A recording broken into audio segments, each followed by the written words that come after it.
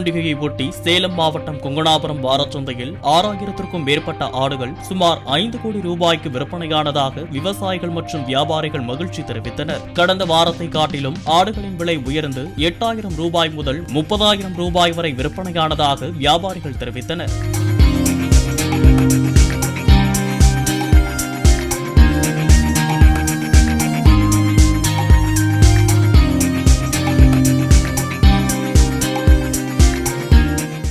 Play store மற்றும் app ஸ்டோரில் இருந்து பாலிமர் செயலியை QR கோடு மூலம் பதிவிறக்கம் செய்யுங்கள்.